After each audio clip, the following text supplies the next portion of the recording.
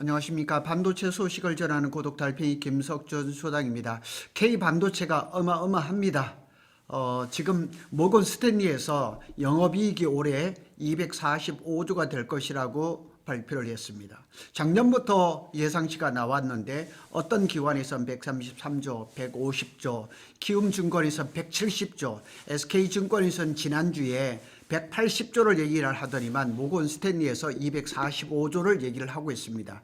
지난달 수출 실적을 한번 볼까요? 슈퍼 사이클이라더니까 반도체가 연속 2달 동안 200억을 돌파를 했습니다. 그리고 우리나라 수출이 전년 동월 대비해서 33.9%가 증가한 658억 5천만 달러를 기록을 했습니다. 대단합니다. 근데 반도체 같은 경우는 보통 1월, 2월이 비수기인데 지금 엄청난 수출을 했습니다. 또 여기에다가 기름을 부었는데 엔비디아의 젠슨 황 CEO가 TSMC 생산 능력은 앞으로 10년간 2배가 늘어날 것이다 이렇게 얘기를 하면서 반도체 시장에 굉장한 좋은 전망을 얘기를 했습니다. 그래서 왜 메모리 기업들이 이익 전망이 아직도 보수적, 그러니까 245조도 보수적이라는 거예요. 그래서 왜 삼성전자, SK 하이닉스의 영업이익 전망이 더 상향될 여지가 있을지 구조적으로 살펴보겠습니다. 사실은 제가 방송을 하고 있는 월요일 날 코스피는 많이 떨어졌죠. 한번 출렁해서 조정을 하고 있는 거죠. 모건 스탠리가 245조 전망에 숨은 전제가 있습니다. 그래서 메모리 공급 부족을 해서 올해 1분기에만 D램 고정 가격이 품목별로 70에서 100% 급등할 것으로 전망을 했고, 모건 스탠리는 이런 공급 부족에 대해서 전례 없는 상황이고 2027년까지 메모리 가격은 높은 수준을 유지를 할 것이다. 과연 27년에까지 갈까요? 그 더 이어질 가능성이 많죠. 그래서 먼저 모건 스탠리의 삼성전자 영업이익 245조 전망, 결국 분기별로 60조 이상을 해야 된다는 얘기죠. 그런 걸 한번 살펴보겠습니다. 삼성전자의 올해 영업이익 전망치는 기존의 184조에서 245조 6,860억 원으로, SK 하이닉스는 148조 2,870억에서 179조 4,280억. 그러니까 두 개 회사를 합쳐가지고 뭐 400조 가까이, 400조가 넘는 이런 실적을 올릴 거라고 얘기가 지금 나오고 있거든요. 뭐 작년 올해 초만 해도 한 200조가 넘을 거라는 얘기가 많았는데 지금 그 배 이상을 얘기를 하고 있습니다. 전제를 한번 두 가지 정도 살펴볼 건데요. 가격은 높지만 통제 가능하다는 얘기예요. DDR이 70에서 100%, 그 다음에 SSD는 한 70%, HBM은 뭐 말로 얘기하기가 어렵죠. 고가를 유지를 할 것이다. 그래서 문제는 지금 시장이 통제 가능한 공급 부족이 아니라는 거예요. 그래서 이 공급 부족은 당분간 해소될 가능성이 없어요. 완판 이후에도 물량을 못 구하는 구조로 이동하고 있는 중이라는 얘기죠. 그래서 모건 스탠리는 26년 전례 없는 공급 제약 단계에 진입하면서 올해 메모리 물량은 완판이 됐다. 일부 보도에 따르면 내년에 있고 27년의 물량도 벌써 다 팔렸다. 그래서 일부에서는 28년도 물량을 지금 구애를 하고 있다. 이런 얘기를 하고 있습니다. 기록적인 매출과 이익률을 바탕으로 설비 투자 확대가 예상이 된다. 설비 투자는 더 할 겁니다. 그래서 가격 상승이 끝이 아니란 얘기예요. 그래서 계약 구조 자체가 공급자 절대 우위로 바뀌는 시간이죠. 메모리 반도체가 과연 이런 시기가 있을까? 2017년, 18년에 슈퍼사이클, 21, 22년에 슈퍼사이클이 있었지만 그때하고는 지금 완전히 다른 시장이에요.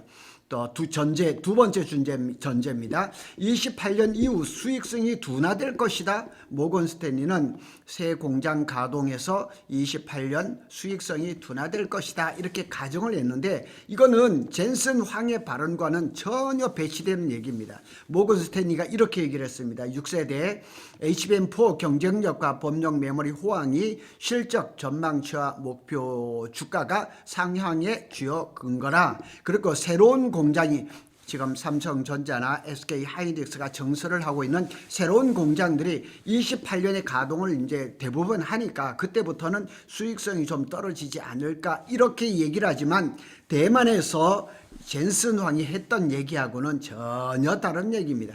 젠슨 황의 얘기를 의미를 한번 살펴볼까요? 두 가지로 얘기를 했습니다. HBM, LPDDR이 절대적으로 필요하다.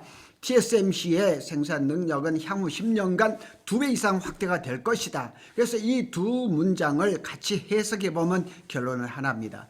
AI 연산 확장은 일시적인 붐이 아니라 10년 단위의 구조적 증설 사이클이라는 얘기죠. 그러니까 지금 증설이라는 것은 한계가 있는 것이고 이 수요는 폭발적으로 늘어나고 있다는 얘기죠. 젠슨 황의 얘기를 한번 또 살펴보겠습니다. AI는 메모리를 갖춰야 하고 올해 메모리 반도체가 상당히 많이 필요하다.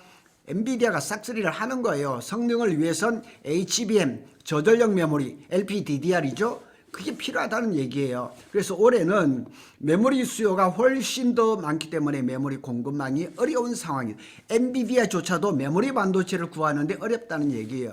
수요는 더 빠르게 증가하고 있다는 거죠. 그러니까 젠슨 황은 또 TSMC에 대해서 말하기를 올해 많은 일을 해야 할 것이다 이렇게 얘기를 하는 거예요. 그래서 파운드리 위탁생산 공정뿐만 아니라 코어스로 불리는 TSMC의 최첨단 패키징 이런 서비스들이 더 크게 늘어나야 된다는 얘기죠. 중요한 논리가 연결이 되죠.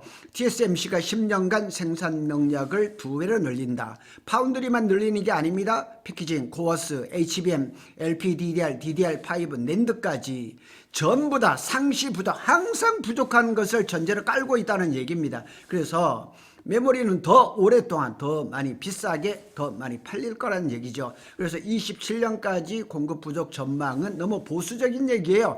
지금 전망하는 것 중에서 가장 낮은 것 같아요. 2030년, 31년을 얘기하는 데도 있습니다.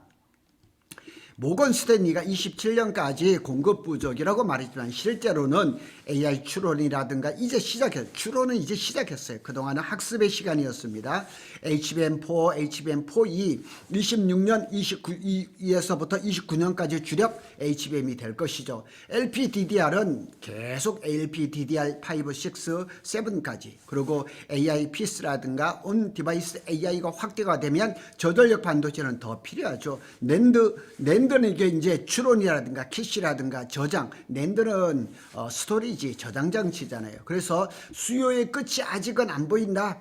과거 슈퍼사이클은 스마트폰이라든가 PC라든가 이렇게 제한적인 그런 IT 기기에 있었지만 지금은 기가 사이클이에요. 슈퍼사이클이라는 말은 너무 이렇게 보수적인 얘기죠. AI 인프라 이거는 완전히 차원이 다른 겁니다. 모든 나라들이 인공지능 AI 시대를 맞이해서 AI 인프라를 조성하는데 사활을 걸고 있거든요. 그래서 삼성전자, SK하이닉스 영업이익의 상향 가능성이 여기에 포인트가 맞춰지는 겁니다. 그래서 가격이 아니라 계약 구조가 바뀌어버리는 거예요. 연간 계약 안 합니다. 그리고 분기별로 스팟 계약을 하는 거예요. 그래서 분기 계약을 하고 다음 분기에 또 가격을 올려버리는 거예요. 선결제, 웃돈 이게 오고 갈 수도 있죠. 마진이 예측 불가능할 정도로 열려 있는 거예요. 자, 작년 25년 4분기 SK하이닉스의 영업이익이 19조 1천억이었는데 마진 영업이익이 얼마였었냐? 58.4%였었습니다. 그리고 HBM 비중이 또 상승하죠. 그래서 HBM이 D램 평균 ASP 평균 판가를 얘기하죠. 그러니까 D램 평균의 판매 가격보다는 5에서 7배 정도 비싸다고 알려져 있잖아요. 그러니까 HBM 비중이 1%포인트 오를 때마다 영업 레버리지가 폭발한다는 얘기예요. 그냥 비례적으로 가는 거 아니에요. 그냥 점핑을 해버리는 거죠. 그래서 245조는 현 시점 계산 값일 뿐이다. HBM 믹스가 더 올라가면 숫자는 더 다시 바뀔 것이라는 얘기죠. 그래서 세 번째로는 설비 증설이 공급 과잉으로 이어지지 않는다는 얘기예요. 그래서 미국의 아주 우울한 그쪽의 사람 마이클 버리 같은 사람은 AI 버블 어쩌고 얘기했지만 요즘은 그런 얘기 없습니다. 그래서 젠슨 황이 거기에 대해서 딱 딱 한마디로 얘기를 했습니다. TSMC가 10년간 2배로 확대를 한다. 이 말의 전제는 수요가 그 이상으로 늘어난다는 거죠. 절대 줄어들 일은 없다는 얘기죠. 젠슨왕이 지난 1월 31일 날 대만에서 기자들 앞에서 앞으로 10년 동안 TSMC는 생산 능력을 100% 이상 2배 이상 증대할 것이다. 이는 상당한 수준의 생산량 확대라고 그래요. 그러면 TSMC, HBM 이런 것들을 다 저기에서 패키징을 하고 하니까 TSMC 물량이 100% 2배 이상 늘어난다는 얘기는 그만큼 삼성하고 SK 하이닉스가 반도체를 찍어내야 된다는 얘기죠. 올해 수요가 매우 많다. 올해 수요도가 매우 많다. TSMC는 올해 매우 열심히 일을 해야 된다. 내가 반도체 소재인 웨이퍼를 많이 필요로 하기 때문이다. TSMC는 놀라운 일을 해내고 있으며 정말 열심히 일을 하고 있다. 이렇게 얘기를 한 거예요. 그러니까 지금 모건 스탠리에서 삼성이 올해 245조 몇천억의 영업이익을 낼 것이다. 그거는 지금 현 시점으로 와서 너무 보수적인 얘기죠. 한 줄로 요약을 해보겠습니다. 모건 스탠리의 245조 전망은 상단이 아니란 얘기예요. 현재 계산 가능한 숫자일 뿐이다. 젠슨 황의 10년 발언은 이익 추정치를 다시 써야 한다는 시도라는 얘기죠. 그래서 1분기가 끝나서 삼성이나 SK 하이닉스가 실적을 발표하고 그러다 보면 또 상향이 올라가겠죠. 그렇다고 300조, 400조 되지는 않겠지만은 그 상향은 지금은 현재 가능한 숫자일 뿐이란 얘기죠. 앞으로 더 올라갈 가능성이 많다는 얘기죠. 자, 최종 정리를 해보겠습니다. 모건 스탠리의 말은 숫자로 경고를 한 거예요. 이만큼 반도체가 부족할 것이다. 젠슨 황은 구조로 이제 확신하는 거예요. TSMC가 10년 동안 2배 이상 생산을 할 거란 얘기죠. 시장의 현실을 볼까요? 메모리 공급자가 절대 위에 있는 거예요. 역사상 반도체 역사상 이런 일이 없어요. 특히 메모리 반도체를 만드는 이 시장이 완전히 갑 중에 갑이 돼버린 겁니다. 그동안 우리가 시스템 반도체 TSMC가 잘하는 파운드리 이런 걸 못해서 굉장히 어려워하고 국가적으로 지원을 해야 된다 말아야 된다 했는데 메모리 공급자의 이 지위가 갑 중에 갑이 돼버린 겁니다. 그래서 지금은 삼성전자, SK 하이닉스 이익이 너무 커서 못 믿는 구간 이게 이렇게 얘기할 때가 아니란 얘기. 이거보다 더 커질 가능성이 높다는 얘기죠. 오늘은 모건 스탠리가 삼성전자의 올해 영업이익을 245조 원을 얘기를 하고 그 다음에 SK 178조 원을 얘기를 했습니다. 우리나라가 삼성과 SK 하나만 가지고도 올 한 해 우리나라 대한민국은 엄청난 부자가 될 가능성이 상당히 높습니다. 구독 달팽이는 삼성전자와 SK 하이닉스의 반도체 소식을 빠르게 전해드리고 있습니다. 감사합니다.